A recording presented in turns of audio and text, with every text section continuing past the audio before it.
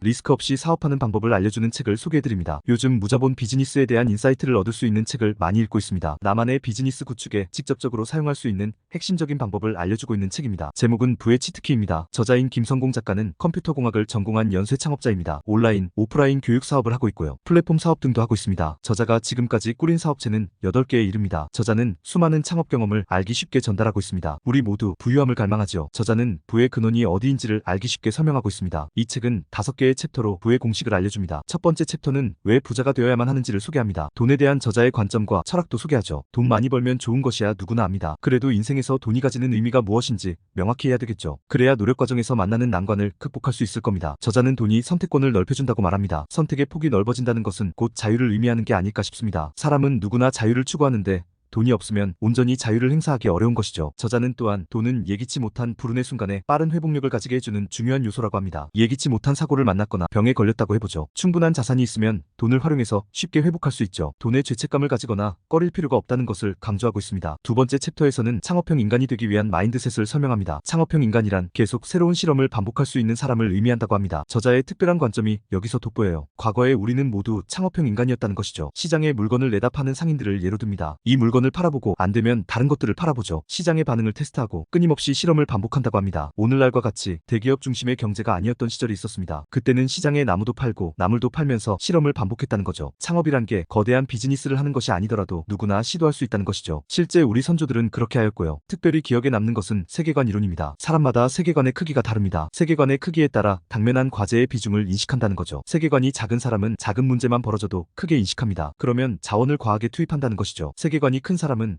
어지간한 일에는 자원을 많이 투입하지 않는다고 합니다. 중요하고 가치 있는 일이 무엇인지를 판단할 수 있는 안목을 갖추려면 먼저 세계관이 넓어져야 한다는 것이죠. 세계관의 크기가 10밖에 안 되는 사람은 5의 문제를 만났을 때 가진 자원의 50%를 투입합니다. 세계관의 크기가 1000인 사람은 5라는 문제를 만났을 때 자기 자원의 0.5%밖에 투입하지 않아도 된다는 것이죠. 그에게 5라는 문제는 아주 작은 것이기 때문입니다. 나의 세계관은 어느 정도 크기인지 점검해보게 되네요. 세계관이 넓고 꿈이 큰 사람들은 작은 문제를 만났을 때 일에 일비하지 않는다는 고금의 진리가 새롭게 해석됩니다. 세 번째 챕터에서는 리스크 없이 사업을 시작하는 각종 방법에 대해서 설명하고 있습니다. 전통적으로 비즈니스를 한번 시작하려면 어떻게 할까요? 사업 계획서를 쓰고 여기저기서 돈을 끌어모은 다음에 대규모의 자금으로 물건을 만들고 마케팅과 홍보를 진행한다. 그러다가 실패하면 재기할 수 없는 상황에 빠지게 되죠. 저자는 사업을 이렇게 시작하면 안 된다고 합니다. 저자는 몇 가지 예를 들어서 리스크 없이 사업을 시작하는 방법을 제시하고 있습니다. 본인의 프로그래밍 능력을 활용해서 인터넷에 간단하게 홈페이지를 만들었다고 합니다. 캠핑용품 예약 서비스를 가동해서 미리 예약을 받고 장비를 구매한 사례를 소개하고 있습니다. 교육사업도 비슷한 방식으로 시작하게 되었다고 합니다. 즉 시장의 반응을 먼저 보고 자금을 소규모로 투입한 다음에 확장해가라는 것입니다. 세계관의 크기가 아무리 커도 현실적으로는 리스크를 최소화해야 실패해도 다시 시도해볼 수 있다는 것이죠. 네 번째 챕터에서는 실행력을 강화하는 방법에 대해 말하고 있습니다. 아무리 좋은 아이디어가 있어도 결국 실행해야 실현되죠. 실행력은 의지력을 무한대로 가동한다고 나오는 것이 아니라고 합니다. 인간의 행동 메커니즘을 이해해야 실행력을 효과적으로 끌어낼 수 있다는 것이죠. 사람에게는 두 가지 동기가 있는데 하나는 좋아하는 것을 추구하고자 하는 접근 동기, 또 하나는 싫어하는 것을 회피하고자 하는 회피 동기입니다. 저는 지금까지 어떤 사람은 접근 동기, 어떤 사람은 회피 동기에 의해서 행동한다고 알고 있었죠. 그런데 저자는 접근 동기와 회피 동기를 모두 적절히 사용할 줄 알아야 한다고 합니다. 접근 동기는 장기적인 비전을 가지고 추구하는 데 적합합니다. 반면 하기 싫은 일을 매일 꾸준히 하는 데는 적합하지 않다고 합니다. 이럴 때 회피 동기를 사용하면 유익합니다. 예컨대 일주일 후에 스터디를 만들고 강의를 하겠다고 사람들에게 선언을 해버리는 거죠. 부실한 준비로 인해서 평판이 떨어지는 것을 회피하고자 하는 강력한 동기에 의해서 저절로 공부하게 된다는 것이죠. 저는 원래 스트레스 없는 삶을 추구합니다. 회피 동기를 사용하지 않으려고 하는 편이죠. 그러나 사업가가 되기 위해서는 다소간의 스트레스를 감내할 필요도 있겠다는 생각이 들었습니다. 미리 사람들에게 뭔가를 제공하겠다고 약속하고 내 자신을 불확실성 속에 던지려는 용기도 필요하다는 생각이 듭니다. 초밀도 역량 개발법이라는 내용도 큰 도움이 되었습니다. 한 가지 주제를 정하고 그 주제로 충분한 서치를 합니다. 그로부터 공통된 내용을 골라 코어 이론을 학습하고 공통되지 않은 내용을 가지고 이론을 확장합니다. 거기에 자기 생각을 붙여서 체계적인 지식을 수립한 다음 그것을 가지고 조그맣게 강의를 만들어서 사람들에게 설명하고 전자책을 만들어서 팔아보는 거죠. 이런 과정을 통해서 지식이 공고해지고 피드백을 통해서 실제 고객들이 요구하는 지식을 더 학습할 수 있게 된다는 것이죠. 저자는 모든 일에 아주 적극적일 필요는 없다고 합니다. 남들보다 조금만 더 적극적이어도 그런 삶의 태도가 누적되면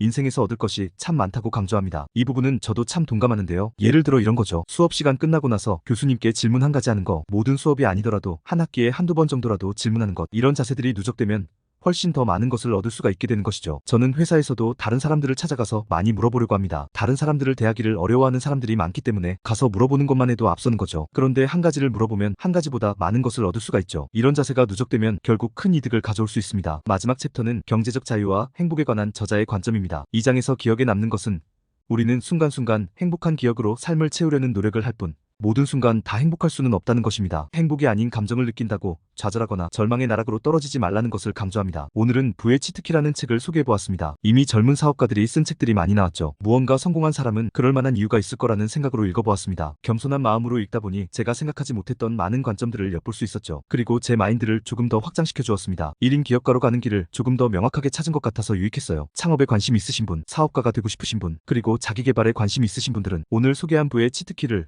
꼭 읽어보시기를 권하고 싶습니다. 오늘 제가 준비한 영상은 여기까지입니다. 도움이 되셨으면 구독과 좋아요 버튼을 눌러주시고 이 영상을 주위 분들에게도 공유해주세요. 저는 다음 시간에 더 재미있고 유익한 영상으로 여러분을 찾아오도록 하겠습니다. 감사합니다. 다음 시간에 만나요.